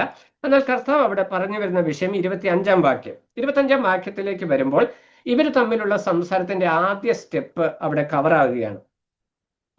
25-ാം വാക്യത്തിൽ പറയുന്നു, സ്ത്രീ അവനോട്, മശിഹ എന്ന് വെച്ചാൽ ക്രിസ്തു വരുന്നു എന്ന് ഞങ്ങൾ വിശ്വസിക്കുന്നു. അപ്പോൾ ശമര്യക്കാർക്കും എന്തുണ്ട്? ദൈവം ഒരുക്കിയ രക്ഷ. കാരണം ഇവർ പെന്റാറ്റോക്ക്, മോശയുടെ പഞ്ചഗ്രന്ഥങ്ങൾ ഇവർ വിശ്വസിക്കുകയും അംഗീകരിക്കുകയും ചെയ്യുന്നത് കൊണ്ട് വാഗ്ദത്തം മശിഹ എന്നുള്ള വിഷയത്തെക്കുറിച്ച് ഒരു വ്യക്തമായ ബോധ്യമില്ലെങ്കിലും ഒരു ഏകദേശ ധാരണ ഇവർക്കുണ്ട്. അപ്പോൾ കർത്താവ് അവളോട് പറയുന്ന വിഷയം, ആ ക്രിസ്തു ആണ് ഞാൻ. യേശു അവളോട് 26-ാം വാക്യം, നിന്നോട് സംസാരിക്കുന്ന ഞാൻ തന്നെ മശിഹ. ഇവിടെ വന്നപ്പോൾ എന്ത് സംഭവിച്ചു? നമ്മൾ ആദ്യം ശമര്യക്കാരിയെ ഒരു യജമാനായിട്ട് കണ്ടു, രണ്ടാമതൊരു പ്രവാചകനായിട്ട് കണ്ടു, മൂന്നാമത് വന്നു കഴിഞ്ഞപ്പോൾ മശിഹയായിട്ട് ക്രിസ്തുവായിട്ട് റിയലൈസ് ചെയ്യുകയാണ്. അപ്പോൾ ഈ നിലയിൽ ക്രമീകൃതമായിരിക്കുന്ന ഒരു സിറ്റുവേഷൻ, അതിന്റെ ബൗണ്ടറീസ് കട്ട് ഓഫ് ആവണം. ബൗണ്ടറീസ് മാറിക്കഴിഞ്ഞാൽ മാത്രമേ സഭയ്ക്കുള്ളിലേക്ക് ആളുകൾ വരികയുള്ളൂ. ഇന്ന് നമ്മുടെയൊക്കെ സഭകളുടെ പ്രശ്നം എന്ന് പറഞ്ഞാൽ നമ്മൾ ഓൾറെഡി ഒരു സംവിധാനമായി മാറിക്കഴിഞ്ഞു, സിസ്റ്റം. അതിന് ചില ബൗണ്ടറീസ് ഓൾറെഡി കഴിഞ്ഞു. ആ ബൗണ്ടറീസിനുള്ളിൽ നമ്മൾ സ്റ്റക്കപ്പ് ആയിരിക്കുക. ഇത് ഓപ്പൺ ആയാലേ നമുക്ക് പുറത്തേക്കും പുറത്തുനിന്നകത്തേക്കും എൻട്രി ഉണ്ടാകത്തുള്ളൂ. അപ്പോൾ ഇത് നമ്മുടെ ഹൃദയത്തിന്റെ ബൗണ്ടറീസ് ആണ്. അത് കട്ട് ഓഫ് ചെയ്താൽ മാത്രമേ ദൈവത്തിന്റെ ആത്മാവ് ഇന്ന് സഭയ്ക്കുള്ളിൽ പ്രവർത്തിക്കാനായിട്ട് ഇടയായി തീരുകയുള്ളൂ എന്നുള്ള വിഷയം ഞാൻ ഓർപ്പിക്കട്ടെ. അപ്പോൾ സുവിശേഷത്തിൽ 3 പോയിന്റ് നിങ്ങളുടെ പഠനത്തിന് വേണ്ടി ഞാൻ കൃത്യമായിട്ട് ആ വിഷയങ്ങൾ പറയാം. ഒന്ന്, സുവിശേഷം അറിയിക്കുമ്പോൾ നമ്മൾ ആദ്യം ചെയ്യേണ്ട വിഷയം രക്ഷയുടെ ആവശ്യകത ബോധ്യപ്പെടുത്തുക. വാക്യം 15, രക്ഷയുടെ ആവശ്യകത ബോധ്യപ്പെടുത്തുക. 2, പാപബോധം ഉണ്ടാവുക. അത് 16-ാം വാക്യം 16 മുതൽ 19 വരെയുള്ളൊക്കെ. ആദ്യത്തേത് രക്ഷയുടെ ആവശ്യകത ബോധ്യപ്പെടുത്തുക. 2, പാപബോധം ഉരുവാകുക. പാപബോധം ഉരുവായി കഴിയുമ്പോൾ പാപത്തെ ഏറ്റുപറയുക. അടുത്ത സ്റ്റേജ്, 3-ാമത്തെ സ്റ്റേജ് എന്ന് പറയുന്നത് രക്ഷാമാർഗത്തെ കൃത്യമായി മനസ്സിലാക്കുക. അതാണ് കർത്താവ് പറയുന്നത്, നീ യെരുശലേമിലുമല്ല, ഈ മലയിലുമല്ല, ആ മലയിലുമല്ല നമസ്കരിക്കേണ്ടത്, സത്യനമസ്കാരികൾ. രക്ഷ യഹൂദന്മാരുടെ, അതാണ് അതിനകത്തെ പോയിന്റ് എന്ന് പറയുന്നത്. അതാണ് രക്ഷ 22-ാം വാക്യം, രക്ഷ യഹൂദന്മാരുടെ ഇടയിൽ നിന്നല്ലോ വരുന്നത്. അപ്പോൾ രക്ഷയുടെ പദ്ധതി അല്ല, ദൈവത്തിന്റെ രക്ഷാ പദ്ധതിയെ കുറിച്ച് കൃത്യമായ ഡയറക്ഷൻ കൊടുക്കുക. ഇന്ന് നമ്മൾ പഠിപ്പിക്കുന്ന എല്ലാ മതങ്ങളിലും രക്ഷയുണ്ടെന്നൊക്കെ നമ്മളല്ല പഠിപ്പിക്കുന്നത്. എല്ലാ മതങ്ങളിലും രക്ഷയുണ്ട്, അതിൽ നിന്നുകൊണ്ട് വിശ്വസിച്ചാൽ സ്വർഗത്തിൽ പോകാമെന്നാണ് പഠിപ്പിക്കുന്നത്. ഇന്ന് അങ്ങനെയൊക്കെ ഒരു എക്യുമെനിക്കൽ സംവിധാനത്തിലേക്ക് നമ്മൾ വന്നു. എന്നാൽ ഇവിടെ കർത്താവ് പറയുകയാണ്, ആ മലയിൽ നമസ്കരിക്കുന്നുണ്ട്, യഹൂദന്മാർ ആ മലയിലുണ്ട്, ശമര്യർ ഈ മലയിലുണ്ട്. പക്ഷേ നീ ഓർക്കേണ്ട വിഷയം, രക്ഷ യഹൂദന്മാരുടെ ഇടയിൽ നിന്നാവുന്നു വരുന്നത്. ആ രക്ഷയുടെ വീണ്ടെടുപ്പ് പദ്ധതിയെക്കുറിച്ച് കൃത്യമായി നമ്മൾ അവതരിപ്പിക്കണം, രക്ഷാമാർഗത്തെ കൃത്യമായി അവതരിപ്പിക്കുക.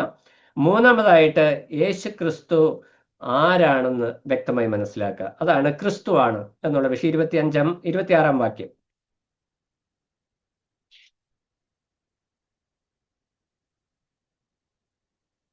ഇപ്പൊ നമ്മൾ സൺഡേ സ്കൂളിൽ പഠിപ്പിക്കുമ്പോൾ പോലും നമ്മുടെ ഓൺ കുഞ്ഞുങ്ങളാണ്, നമുക്ക് അവർ സ്വർഗത്തിൽ പോകണമെന്ന് ആഗ്രഹമുണ്ട്.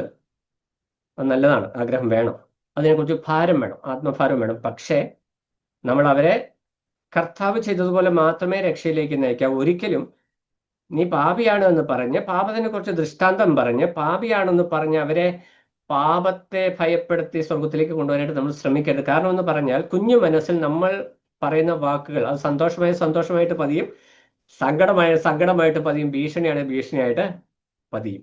അതിന്റെ വെളിച്ചത്തിൽ അവർ ചെയ്യുന്ന തീരുമാനമല്ല രക്ഷയിലേക്ക് നയിക്കുന്നത്. അവർക്ക് പാപബോധം, റിയലൈസേഷൻ ഓഫ് സിൻ, എന്താണ് ശരിയായ നിലയിൽ പാപം. കള്ളം പറയുന്നത് പാപത്തിന്റെ ഒരു പ്രവൃത്തിയാണ്, മോഷ്ടിക്കുന്നത് പാപത്തിന്റെ ഒരു പ്രവൃത്തിയാണ്, അതല്ല പാപം. പാപം അടിസ്ഥാനപരമായിട്ട് ഏദൻ തോട്ടത്തിൽ വെച്ച് സംഭവിച്ച ലംഘനമാണ് പാപം. അതിനെക്കുറിച്ചൊരു റിയലൈസേഷൻ ഉണ്ടാകുന്നത് വരെ നമ്മൾ പ്രാർത്ഥന കൊടുക്കുക. അവരെ ഇങ്ങോട്ട് പറയണം, ഞാൻ പാപിയാണ്, എനിക്ക് രക്ഷയാവും. നമ്മൾ രക്ഷയുടെ ദൂതം അവരെ അറിയിക്കണം. പക്ഷെ ഒരിക്കലും പറഞ്ഞു കൊടുത്ത് പ്രാർത്ഥിപ്പിച്ച സ്വർഗത്തിലേക്ക് വിടരുത്. പലപ്പോഴും നമ്മൾ ആ നിലയിൽ നമുക്കൊരു തെറ്റ, കാരണം നമ്മൾ സ്വാഭാവികം സംഭവിച്ചു പോകുന്ന ഒരു വിഷയമാണ്. പക്ഷെ അതിനകത്ത് വളരെ ഭാരപ്പെടുന്ന ഒരു വ്യക്തി തന്നെ. കാരണം പല കുഞ്ഞുങ്ങളും മുന്നോട്ട് വരുമ്പോൾ, പിന്നീട് സ്നാനം എന്നുള്ള വിഷയത്തോടൊക്കെ ബന്ധപ്പെട്ട് വരുമ്പോൾ വാസ്തവത്തിൽ രക്ഷിക്കപ്പെട്ടു എന്നുള്ള കൺഫ്യൂഷൻ അവർക്കുണ്ട്. എന്താണ് രക്ഷ എന്നുള്ള സംശയം അപ്പോഴും അവർക്കുണ്ട്, പല കുഞ്ഞുങ്ങൾക്കുണ്ട്. കാരണം അവർ കുഞ്ഞു പ്രായത്തിൽ കൈപൊക്കിയും പ്രാർത്ഥിച്ചൊക്കെ ഏറ്റുപറഞ്ഞ് സ്വീകരിച്ചതാ. അപ്പോൾ രക്ഷയുടെ അടിസ്ഥാനം എന്ന് പറയുന്നത് രക്ഷയുടെ ആവശ്യബോധം, ഞാൻ നഷ്ടപ്പെട്ടവനാണെന്നുള്ള ബോധ്യമാണ്. 2, പാപിയാണെന്നുള്ള ബോധ്യമാണ്. 3, പാപത്തെക്കുറിച്ച്, പാപം ഏറ്റുപറയാനുള്ള ആ ഒരു തലത്തിലേക്ക് ആ കുഞ്ഞ് ഉയർന്നു വരണം, അല്ലെ ആ വ്യക്തി. ഇപ്പൊ മുതിർന്ന ആളായാലും അങ്ങനെ തന്നെ. നമ്മളൊരിക്കലും നമുക്കൊരു ആൾ രക്ഷിക്കപ്പെട്ടു എന്ന് പറയുമ്പോൾ ഒരിക്കലും ഏറ്റു പറഞ്ഞ് അവരിങ്ങോട്ട് ആവശ്യം, എനിക്ക് ഈ രക്ഷ ആവശ്യമാണ്, ആ ഒരു തലത്തിലേക്ക് അവരെ ഡയറക്റ്റ് ചെയ്യുക. അപ്പോൾ ഇവിടെ എനിക്ക് ഈ വെള്ളം വേണം, ഒരിക്കലും ദാഹിക്കാത്ത വെള്ളം ലഭ്യമാണ്, എന്നിൽ ലഭ്യമാണ് എന്ന് കർത്താവ് പറയുമ്പോൾ ശമര്യക്കാരെ പറഞ്ഞ എനിക്ക് ആ വെള്ളം വേണം. ആ ബോധം ഉണ്ടാകത്തക്ക നിലയിൽ നമ്മൾ ഡയറക്റ്റ് ചെയ്യുക എന്നുള്ളതാണ് അതിലെ പ്രധാന വിഷയം. അത് വളരെ ശ്രദ്ധിക്കേണ്ട ഒരു വിഷയമാണ്. ഇപ്പം ഞാനിങ്ങനെ പറഞ്ഞതുകൊണ്ട് നമ്മുടെ കുഞ്ഞുങ്ങളൊന്നും രക്ഷിക്കപ്പെട്ടവരല്ല അങ്ങനെയൊന്നും ആരും വ്യാഖ്യാനിക്കരുത്. ഞാൻ പറഞ്ഞ തലത്തിലേക്ക് ആ വിഷയങ്ങൾ നിൽക്കുക. നമ്മൾ സുവിശേഷം സൺഡേ സ്കൂളിൽ പഠിപ്പിക്കുമ്പോൾ എൻ്റെ സൺഡേ സ്കൂളിൽ 5 പിള്ളേർ രക്ഷിക്കപ്പെട്ടു എന്ന് നമുക്കൊരു ക്രെഡിറ്റാണ്. പക്ഷേ അവർ വാസ്തവമായി രക്ഷിക്കപ്പെട്ടില്ലെങ്കിൽ രക്ഷിക്കപ്പെട്ടു എന്ന തെറ്റിദ്ധാരണയിൽ അവർ നിത്യനാശത്തിലേക്ക് പോകാനായിട്ട് ഇടവരരുത്. രക്ഷ എന്ന് പറയുന്നത് വ്യക്തിപരമാണ്. അവർക്ക് ശരിയായ നിലയിൽ പാപബോധം ഉണ്ടാകണം, പാപത്തെ ഏറ്റുപറയാനുള്ള കഴിവ് അവർക്കുണ്ടാകണം, അത് റിയലൈസ് ചെയ്യണം അവര്. എന്നിട്ട് ഏറ്റു പറഞ്ഞാൽ മാത്രമേ അവരുടെ തുടർന്നുള്ള ജീവിതത്തിൽ ഈ ബോധ്യത്തോടെ അവർക്ക് ജീവിക്കാൻ പറ്റൂ. ഇന്ന് പല കുഞ്ഞുങ്ങളും മുതിർന്നു വരുമ്പോൾ തെറ്റിപ്പോകാൻ കാരണം എന്താ? അവർ കുഞ്ഞു പ്രായത്തിൽ ഏറ്റുപറഞ്ഞ് രക്ഷിക്കപ്പെട്ടു എന്നവർ ചിന്തിച്ചു. പക്ഷെ രക്ഷയുടെ ഫലത്തിൽ, അല്ലെങ്കിൽ ആ രക്ഷയിൽ വളരുവാൻ, രക്ഷയിൽ നിലനിൽക്കുവാൻ കഴിയാത്ത വിധം അവരൊരു തലത്തിലേക്ക് മാറിക്കഴിഞ്ഞു. നമുക്കറിയാം, എന്താ പറയാ, ഫലം ഉണ്ടായി കഴിഞ്ഞ് വളമിടരുതെന്ന് പറയുന്നുണ്ട് എന്ന് പറഞ്ഞ പോലെ. അന്നേരം ഒന്നും പറഞ്ഞിട്ടും സുവിശേഷം പറഞ്ഞാലും അവർക്കൊന്നും അബ്സോർവ് ചെയ്യാൻ പറ്റില്ല. കാരണം അടിസ്ഥാനം തെന്നി വീണിരിക്കുക. അപ്പോൾ അതുകൊണ്ടാണ് ഞാൻ അത്രയും വിഷയം. ഇവിടെ ശമര്യക്കാരി സ്ത്രീയുടെ അവസ്ഥ, അവർ പാപത്തെ അവർക്കറിയാം, യഹൂദന്മാരുടെ ഇടയിൽ നിന്നാണ് രക്ഷ വരുന്നത്, മശിഹ വരുന്നത് അവർക്കറിയാം. മോശ പറഞ്ഞേക്കുന്ന പ്രവാചകനെ കുറിച്ച് ഈ ശമര്യ സ്ത്രീക്കറിയാം. ബട്ട് അവൾ ഒരിക്കലും രക്ഷിക്കപ്പെട്ടില്ല. അവൾക്ക് ഈ വിഷയം അറിയാം, രക്ഷ യഹൂദന്മാരുടെ ഇടയിൽ നിന്നാണ് വരുന്നത്, അവൾക്കറിയാം. കാരണം ന്യായപ്രമാണത്തിൽ പറയുന്നു, എന്നെ പോലെ ഒരു പ്രവാചകനെ ഞാൻ നിനക്ക് വേണ്ടി അയക്കും. കർത്താവ് പറയാം, അത് ഞാനാണ്. പക്ഷെ അതുവരെ അവൾക്ക് ആ വിഷയം അറിയായിരുന്നു, യഹൂദന്മാരുടെ ന്യായപ്രമാണം അവൾക്കറിയാം. പക്ഷെ ഇവിടെ ഒരു ദേവാലയം ഉണ്ടാക്കി വെച്ച് ഇവിടെ നമസ്കരിച്ചുകൊണ്ടിരിക്കുക. അപ്പം അറിവല്ല വിഷയം, യാഥാർത്ഥ്യങ്ങൾ തിരിച്ചറിയുവാനായിട്ടുള്ള അവസരം അവർക്ക് ഉണ്ടാക്കി കൊടുക്കുക എന്നുള്ളതാണ് പ്രധാന വിഷയം. ഇനി അതിന്റെ 27 വാക്യങ്ങളിലേക്ക് വരുമ്പോൾ അവിടെ ശിഷ്യന്മാര് വരുന്നു. അതിൽ 28-ാം വാക്യം, രക്ഷിക്കപ്പെട്ട ഒരു വ്യക്തിയുടെ ജീവിതത്തിൽ ഫലകരമായിട്ടുണ്ടാകുന്ന പ്രത്യക്ഷ ഫലം. അതിന് മുമ്പിലത്തെ പറഞ്ഞ പോയിന്റ്സ് എല്ലാവർക്കും മനസ്സിലായി എന്ന് വിചാരിക്കുന്നു. ഇനി രക്ഷയുടെ പ്രത്യക്ഷ ഫലം എന്താണ്? രക്ഷിക്കപ്പെട്ട് കഴിഞ്ഞപ്പോൾ അനന്തരം സ്ത്രീ 27-ാം വാക്യം ശിഷ്യന്മാർ വന്നു, അവര് ആശ്ചര്യപ്പെട്ട് നിൽക്കുന്നു എന്നുള്ളത് അത് വലിയ സംഭവമുള്ള വിഷയമാണ്. നമുക്കറിയാം യഹൂദനും ശമര്യരും തമ്മിൽ ഉള്ള പ്രശ്നം ഇവർക്കുണ്ട്. ഇവർ യഹൂദന്മാരായതുകൊണ്ട് പത്രോസ് അപ്പസ്തല പ്രവൃത്തിയിലും അതേ പ്രശ്നം അഭിമുഖീകരിക്കുന്നുണ്ട്. അപ്പൊ അതല്ല നമ്മുടെ വിഷയം. ഈ വിഷയത്തോട് ചേർന്ന് പറഞ്ഞു വരുമ്പോൾ, രക്ഷയോടുള്ള ബന്ധത്തിൽ പറഞ്ഞു വരുമ്പോൾ, രക്ഷ പ്രാപിച്ച ശമരിയ സ്ത്രീ അവൾ രക്ഷിക്കപ്പെട്ടു നമ്മുടെ എടുത്തു പറയുന്നില്ല. കർത്താവ് നീ പറഞ്ഞ ആ അല്ലെങ്കിൽ മോശ പറഞ്ഞ ആ പ്രവാചകനാണ് ഞാൻ എന്ന് കർത്താവ് ശമര്യ സ്ത്രീയോട് പറഞ്ഞ നിമിഷത്തിൽ ശമര്യ സ്ത്രീയുടെ ഹൃദയത്തിൽ വിശ്വാസത്താൽ കർത്താവ് രൂപം കൊണ്ടു. അവിടെ ഏറ്റു പറഞ്ഞ് പ്രാർത്ഥിച്ചിട്ടില്ല. ഏറ്റു പറയണമെന്ന് നമ്മൾ റോമാലേഖനം 10 വരുമ്പോഴാണ് വായിക്കുന്നത്. അതുകൊണ്ട് നമ്മൾ ഏറ്റു പറയിപ്പിക്കുക, അതല്ല പ്രമാണം. ഏറ്റു പറഞ്ഞതുകൊണ്ട് ആരും രക്ഷ പ്രാപിക്കാനായിട്ട് പോകുന്നില്ല. ഹൃദയത്തിൽ വിശ്വാസമായി പരിണമിക്കണം.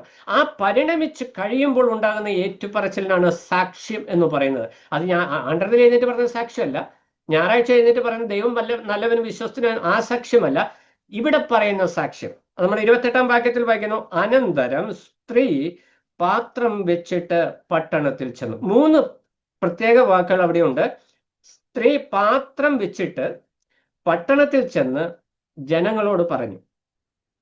ഇത് 3 ഫിഗേഴ്സ് ആണ്, അല്ലെങ്കിൽ ആ വ്യക്തിയുടെ ജീവിതത്തിലെ 3 തലങ്ങളെ കാണിക്കുക. ഒന്ന്, അവളുടെ പൂർവ്വകാല ജീവിതമാണ് അവളുടെ പാത്രം. അവളുടെ ഭൗതിക ദാഹത്തിന് വേണ്ടി, അവളുടെ ഭൗതിക ഉപജീവനത്തിന് വേണ്ടി അവൾ വെള്ളം കോരുവാനായിട്ട് കൊണ്ടുവന്നിരിക്കുന്ന പാത്രം അവൾ അവിടെ വെച്ചിട്ട് കാരണം ഇതിനു മുമ്പ് ശിഷ്യന്മാര് വന്നു കഴിഞ്ഞ് കർത്താവുമായിട്ട് വന്നിങ്ങനെ സ്റ്റക്കപ്പായിട്ട് നിൽക്കുന്ന ആ രംഗമാ. അതിനുശേഷമാണ് ഇവള് പോകുന്നത്. അനന്തരം എന്ന് അവിടെ ഉപയോഗിച്ചിട്ട്. അപ്പം ശിഷ്യന്മാർ ഈ കർത്താവിന്റെ കൂടെയുള്ള ശിഷ്യന്മാർ വന്ന് കർത്താവിനെ നോക്കി ശമര്യ സ്ത്രീയുമായിട്ട് സംസാരിക്കുന്ന രംഗം കണ്ടിട്ട് സ്റ്റക്കായിട്ട് നിൽക്കുക. അപ്പൊ ഈ രംഗം നടന്നു കൊണ്ട് ഇരിക്കുമ്പോ തന്നെ സ്ത്രീ കുടം അവിടെ വെച്ചു. എന്തുകൊണ്ട് കുടം അവിടെ വെക്കാൻ കാരണം? അവളുടെ ജീവിതത്തിൽ വലിയൊരു മാറ്റം വന്നിരിക്കുക. 5 ഭർത്താക്കന്മാര്, ഭർത്താവല്ലാത്ത ഇപ്പോഴത്തെ ഒരു പുരുഷൻ, അധാർമികതയുടെ കൂടെ എന്ന് പറഞ്ഞാൽ ആ പട്ടണത്തിലുള്ളവർ പോലും ഈ സ്ത്രീയെ അധാർമിക ജീവിതം നയിക്കുന്നു എന്നുള്ള കാരണത്താൽ ഐസൊലേറ്റ് ചെയ്തിരിക്കുന്ന വ്യക്തിയാണ്. എന്നാൽ കർത്താവ് വന്ന് അവളുമായിട്ട് സംസാരിച്ചു കഴിഞ്ഞാൽ അവളുടെ ഉള്ളിൽ പാപബോധം ഉണ്ടായപ്പോൾ അവൾ ചെയ്ത പ്രവൃത്തി, അവൾ ആ കുടം അവിടെ വെച്ചു. അവളുടെ പ്രയോറിറ്റീസ്, ജീവിതത്തിലെ പ്രയോറിറ്റീസിന് മാറ്റം വന്നു.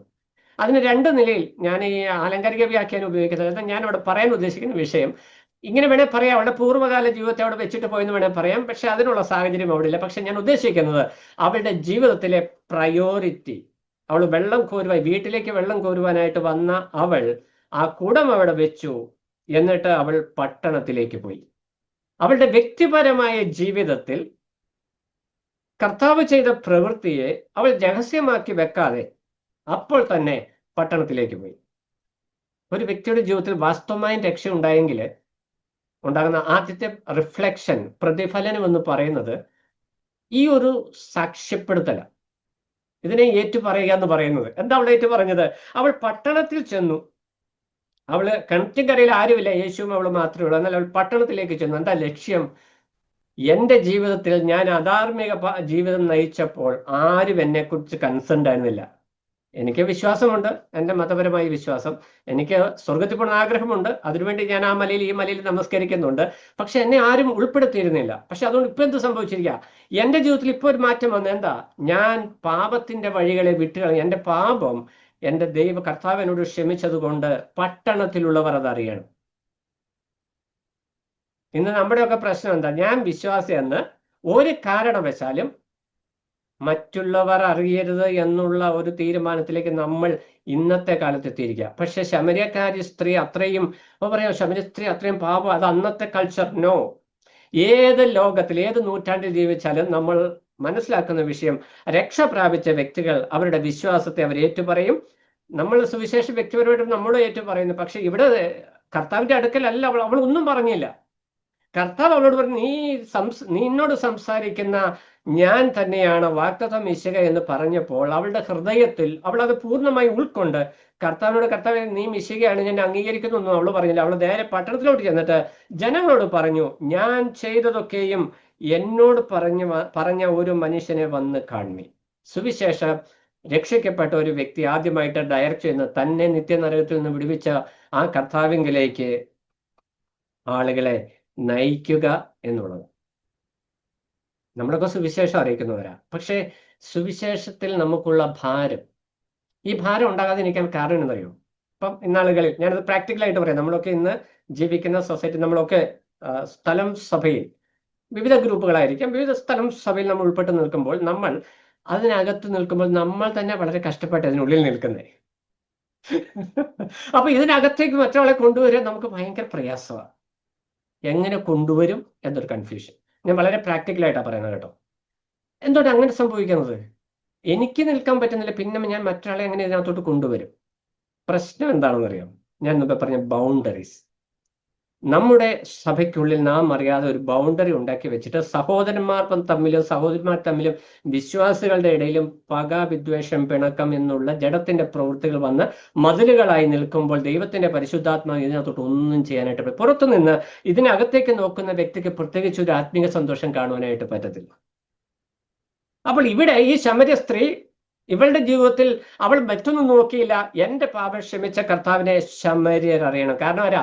യഹൂദനാണ് ഇവിടെ വന്ന് നിൽക്കുന്നത്. ഒരു ശമര്യർക്ക് യഹൂദന്റെ അടുക്കിലേക്ക് ഒരു ആക്സസ് കിട്ടുകയെന്ന് പറഞ്ഞാൽ ശമര്യ സ്ത്രീ അപ്പോൾ അത്രേ ചിന്തിച്ചോളൂ. എന്ന് പറഞ്ഞാൽ ഇതുവരെ ഞങ്ങളെ 7 അയലൊക്കത്ത് അടുപ്പിക്കാത്ത യഹൂദനായിരിക്കുന്ന ഒരു ഗുരു, ഒരു പ്രവാചകൻ എൻ്റെ അടുക്കൽ വന്ന് എന്നോട് ഹൃദ്യമായിട്ട് ഇടപെട്ടപ്പോൾ എനിക്ക് പാപക്ഷമ ലഭിച്ചതുപോലെ എൻ്റെ സമൂഹത്തിലുള്ള ആളുകളും രക്ഷപ്പെടണമെന്നുള്ള ഒരു ആഗ്രഹം അവളുടെ ഹൃദയത്തിലുണ്ടായി.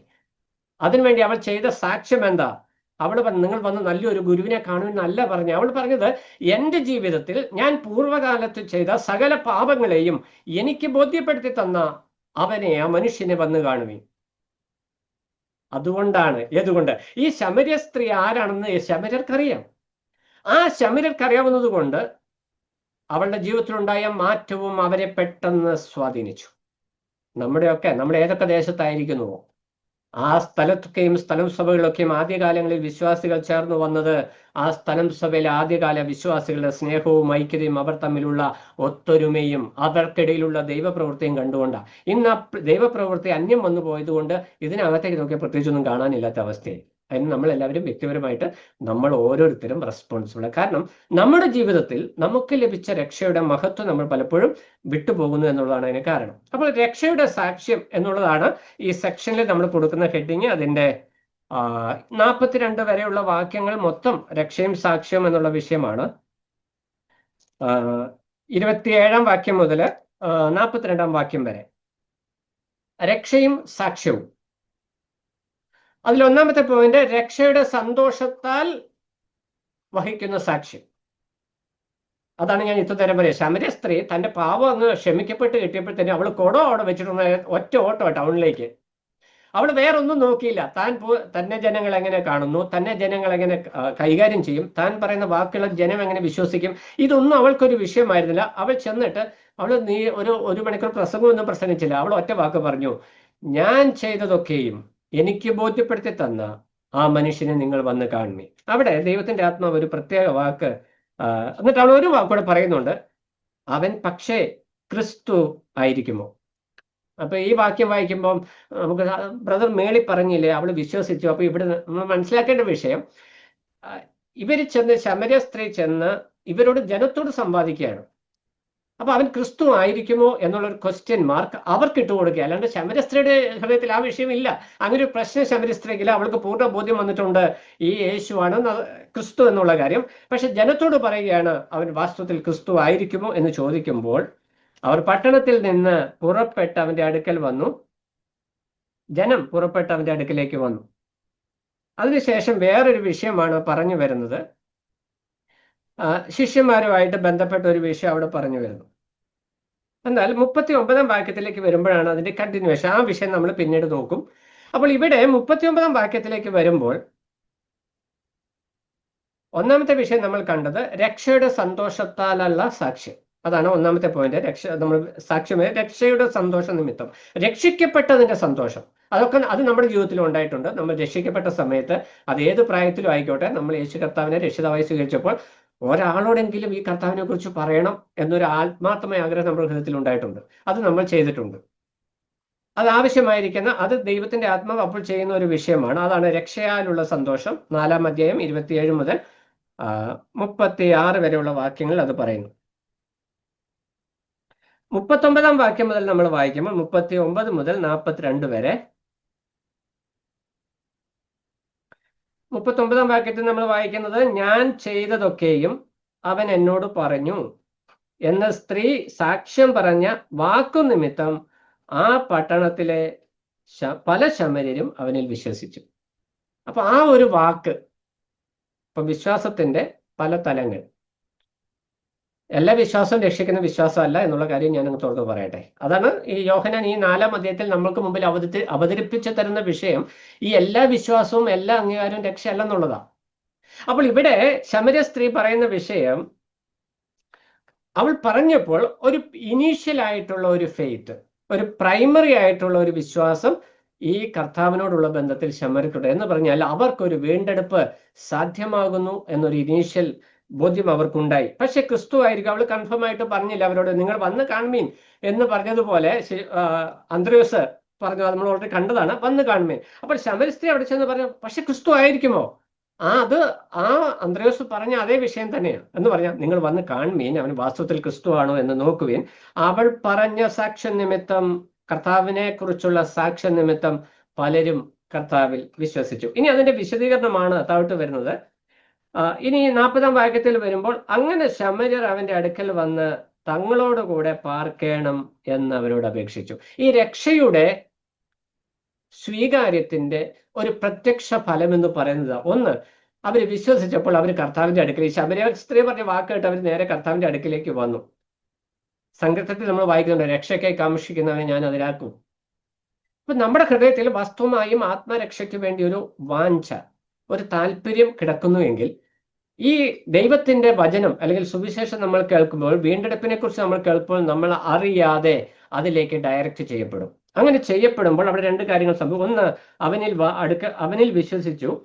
അങ്ങനെ ശമര്യർ അവന്റെ അടുക്കൽ വന്നു, യേശുവിന്റെ അടുക്കൽ വന്നു, തങ്ങളോടുകൂടെ പാർക്കേണം എന്ന് അവനോട് അപേക്ഷിച്ചു. നിസ്സാര കാര്യമൊന്നുമല്ല. നമ്മൾ യേശു അവിടെ ചെന്നു, നമ്മളിപ്പോ പരീക്ഷന്മാരെ സദൂക്യരെ ഇപ്പോൾ കാണണം. കാലാവിന്റെ കല്യാണത്തിൽ ശിഷ്യന്മാര് മാത്രമാണ് കർത്താവിനെ വിശ്വസിച്ചത്, ബാക്കിയുള്ളവരൊന്നും കർത്താവിന്റെ അത്ഭുതം കണ്ട് കർത്താവിൽ വിശ്വസിച്ചില്ല. അതേ കർത്താവ് തന്നെ പറഞ്ഞത്, ഒരു പ്രവാചകനും പിതൃഭവനത്തിൽ ബഹുമാനമില്ല, അവരംഗീകരിക്കത്തില്ല. യഹൂദന്മാർ കർത്താവിനെ അംഗീകരിച്ചില്ല. എന്നാൽ ശമര്യരുടെ അടുക്കൽ ചെന്ന് കഴിഞ്ഞപ്പോൾ അവർ കർത്താവിന്റെ അടുക്കിലേക്ക് വന്നു, ഞങ്ങളോടുകൂടെ പാർക്കണം എന്ന് പറഞ്ഞു. കർത്താവ് എന്ത് ചെയ്തു? 40-ാം വാക്യം, അവൻ 2 നാൾ അവിടെ പാർത്തു. കർത്താവ് ഈ ജാതീയമായിരിക്കുന്ന ബൗണ്ടറീസിനെ കട്ട് ഓഫ് ചെയ്തു. നമ്മുടെ വിശ്വാസ ജീവിതത്തിൽ നമ്മൾ അനുകരിക്കേണ്ട ഏറ്റവും അനുഗ്രഹീതമായിരിക്കുന്ന ഒരു സന്ദർഭമാണിത്. ഇത് രക്ഷയുടെ സാക്ഷ്യമാണ്. വിശ്വാസികൾ തമ്മിൽ ഐക്യതയ്ക്ക് തടസ്സമായി നിൽക്കുന്ന ബൗണ്ടറീസ് ഉണ്ടെങ്കിൽ അത് കട്ട് ഓഫ് ചെയ്യണം. കട്ട് ഓഫ് ചെയ്യാതെ, ഇന്ന് പലപ്പോഴും നമ്മളുടെ പ്രശ്നം എന്താ വെച്ചാൽ, നമ്മൾ അന്യോന്യം ഇല്ലാതാക്കി കളയാനാണ് ശ്രമിക്കുന്നത്. അതുകൊണ്ട് പുതിയതിനകത്തോട്ട് വരില്ല. അപ്പൊ എല്ലാ സഭകളിലും ഉള്ള പ്രശ്നം, നമ്മളൊരു സംവിധാനമായിട്ട്, ഒരു സിസ്റ്റമായിട്ട് അതിനുള്ളിൽ സംതൃപ്തിയോടെ നിൽക്കുക. ഇതിനകത്തേക്ക് ഇനി പുതിയതാരും വരണം എന്ന് ആർക്കും പ്രത്യേകിച്ച് താല്പര്യമൊന്നുമില്ല.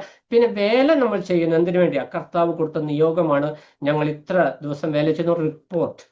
അതല്ല, വാസ്തവമായും ഈ ആലയത്തിനുള്ളിലേക്ക് വരണമെന്നുള്ള ചിന്തയുണ്ടെങ്കിൽ കർത്താവ് ഒരൊറ്റ ഡയറക്ഷൻ കൊടുത്തപ്പോഴത്തേനും ശമര്യരും മൊത്തം കർത്താവിന്റെ അടുക്കിലേക്ക് വരിക.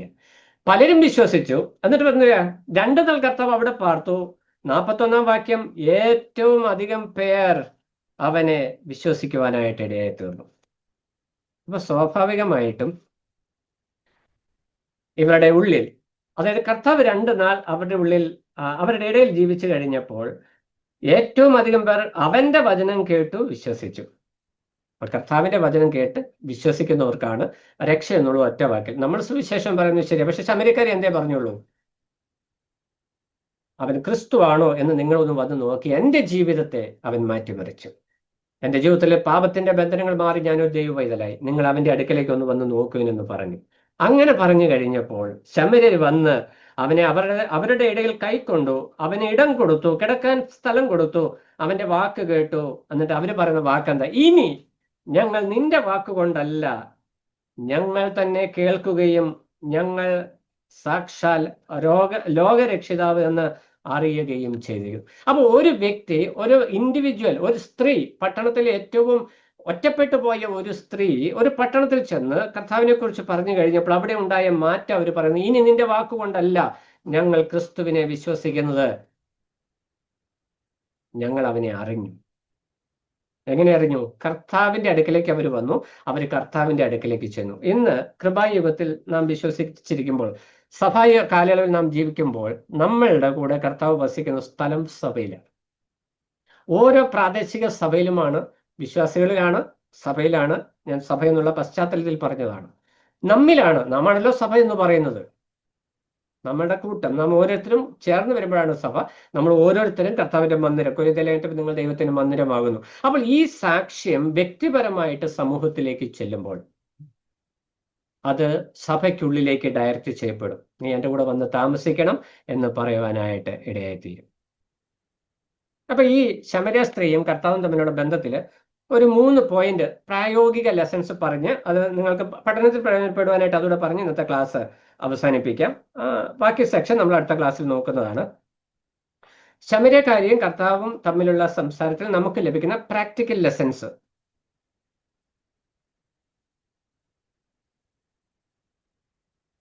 രക്ഷയ്ക്കായി ആഗ്രഹിക്കുന്നവരെ അവർ ആയിരിക്കുന്ന സ്ഥലത്ത് ചെന്ന് കാണുക.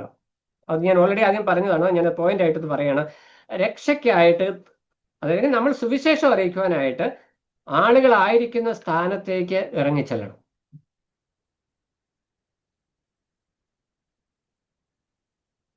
അവരുടെ സാഹചര്യം മനസ്സിലാക്കി അവരോട് സംസാരിക്കണം. അതാണ് ആ ഒന്നാമത്തെ പോയിന്റ്.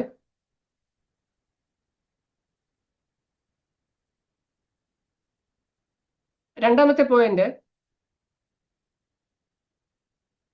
കൃപയും സത്യവും. നമ്മൾ കർത്താവിനെ കുറിച്ച് വായിക്കുന്നുണ്ട്, കൃപയും സത്യവും നിറഞ്ഞവനെ അവൻ നമ്മുടെ ഇടയിൽ പാർത്തുന്നു. അപ്പോൾ നമ്മൾ സുവിശേഷം പറയുമ്പോൾ കൃപയും സത്യവും ഒരുമിച്ച് പ്രവർത്തിക്കണം.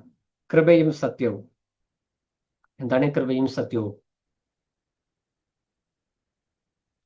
ബഹുമാനത്തോടും സഹതാപത്തോടും കൂടെ ശമര്യക്കാരിയോട് ശമര്യ ആ സ്ത്രീയോട്, അവരെ പട്ടണത്തിലെ എന്താ പറയുക, എല്ലാവരും ഇൻസൾട്ട് ചെയ്യപ്പെടുന്ന ഒരു വ്യക്തിയാണ്. എന്നാൽ കർത്താവ് അവളോട് വളരെ ബഹുമാനത്തോടെ, അതായത് പ്രതിപക്ഷ ബഹുമാനത്തോടെ നമ്മൾ സംസാരിക്കണം, സഹതാപത്തോടെ ഇടപെടണം.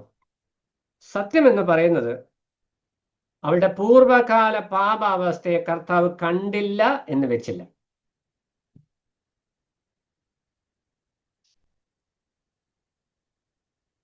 അവള് പാപിയാണെന്ന് അറിഞ്ഞിട്ടും അവളോട് എതിരിടാതെ അവളോട് രക്ഷയെക്കുറിച്ച് സത്യസന്ധതയോടെ കർത്താവ് ഇടപെടുവാനായിട്ടിടെ എന്ന് പറഞ്ഞാൽ, എൻ്റെ രക്തം ചുരുക്കം എന്ന് പറഞ്ഞാൽ, നമ്മൾ സുവിശേഷം അറിയിക്കുമ്പോൾ പ്രതിപക്ഷ ബഹുമാനത്തോടെ സംസാരിക്കണം, അവരോട് സഹതാപം ഉണ്ടാകണം. അതേസമയം അവരുടെ തെറ്റുകളെ ഓരോന്നും നീ മോഷ്ടാവാണെന്ന് തീരുന്നതല്ല, പാപിയാണെന്നുള്ള കാര്യം അവർക്ക് അവരുടെ ജീവിതാനുഭവങ്ങളുടെ വെളിച്ചത്തിൽ ബോധ്യപ്പെടുത്തി കൊടുക്കണം.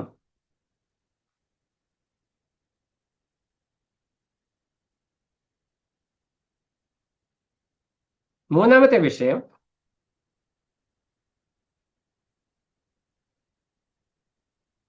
രക്ഷിക്കപ്പെട്ട വ്യക്തി എന്താ പറയാ, സാക്ഷ്യം വഹിച്ചേ മതിയാകും. അത് ഒറ്റ വാക്ക്. എന്നാൽ ഞാൻ അതിന്റെ വിശദീകരണമായിട്ട് ഒരു വാക്ക് പറയാം.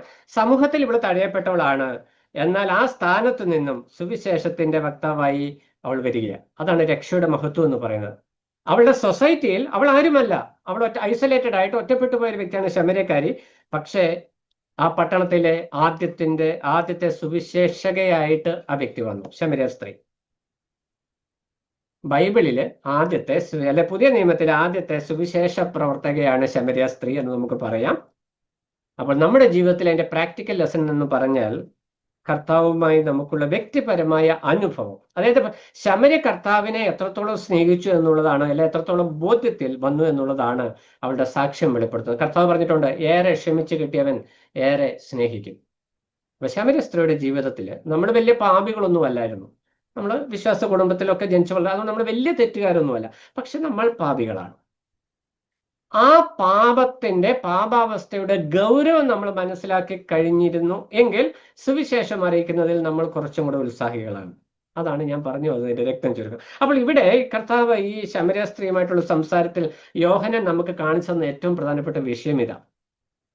നമ്മുടെ രക്ഷയുടെ മഹത്വം നമ്മൾ മനസ്സിലാക്കി മറ്റുള്ളവരെ ഈ കൃപയിലേക്ക് കൊണ്ടുവരണം. ഒരു കാര്യം, രക്ഷ യഹൂദന്മാരുടെ ഇടയിൽ നിന്നാണ് വരുന്നത്. പക്ഷെ ആ യഹൂദന്മാരുടെ ഇടയിൽ നിന്ന് വരുന്ന രക്ഷിതാവിലേക്ക് ശമര്യരിൽ ഉൾപ്പെടെയുള്ള സകല ജാതികളെയും ശിക്ഷരാക്കി കൊണ്ടുവരുവാനായിട്ടുള്ള വലിയ നിയോഗം.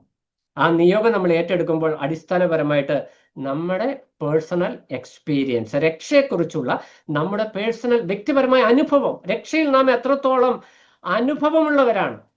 അങ്ങനെ രക്ഷയുടെ അനുഭവം എന്ന് പറയാം. രക്ഷയുടെ സന്തോഷമല്ല, രക്ഷ സന്തോഷം നമുക്കുണ്ട്, പക്ഷെ എക്സ്പീരിയൻസ് ഓഫ് സാൽവേഷൻ, രക്ഷയുടെ അനുഭവം, നാം എത്രത്തോളം നമ്മുടെ രക്ഷയുടെ മഹത്വം മനസ്സിലാക്കിയിട്ടുണ്ട്. ആ മഹത്വം മനസ്സിലാകുന്നത് നമ്മുടെ പാപാവസ്ഥയുടെയും ദൈവിക ന്യായവിധിയുടെ ഗൗരവം മനസ്സിലാക്കുമ്പോഴാണ്. അപ്പോൾ വരുന്ന ദിവസങ്ങളിൽ നമ്മൾ വിശ്വാസികളായിട്ട് അനേക വർഷങ്ങളായവരാണ്, ശുശ്രൂഷ ചെയ്യുന്നവരാണ്, സഭയിൽ ശുശ്രൂഷ ചെയ്യുന്നവരാണ്. പക്ഷെ അനുദിന ജീവിതത്തിൽ ഈ ഒരു പുതുക്കം, രക്ഷയുടെ അനുഭവം ജീവിതത്തിൽ പുതുക്കുന്ന വ്യക്തികളായി തീരുവാനായിട്ട് ദൈവത്തിന്റെ ആത്മാവ് നമ്മളെ കുറിച്ച് ആഗ്രഹിക്കുന്നു. ദൈവപുത്രനായിരിക്കുന്ന കർത്താവ് ശമര സ്ത്രീയോട് ഇടപെടുമ്പോൾ അവളുടെ ഹൃദയത്തിൽ ഉണ്ടായിരിക്കുന്ന ആ ഒരു എന്താ പറയുക, ഒരു ആത്മീക ഡയറക്ഷൻ, നമ്മൾ ദൈവജനത്തോട് സഭയിൽ ശുശ്രൂഷ ചെയ്യുമ്പോൾ, സുവിശേഷം അറിയിക്കുമ്പോൾ അങ്ങനെ ഒരു ഡയറക്ഷൻ ഉണ്ടാകുവാനായിട്ട് ഇടയാകും വിധം നമ്മുടെ ജീവിതത്തെ ക്രമപ്പെടുത്തുവാനായിട്ട് ദൈവത്തിന്റെ ആത്മാവ് നമ്മളെ സഹായിക്കട്ടെ. ദൈവനാമം മഹത്വപ്പെടുമാറാകട്ടെ.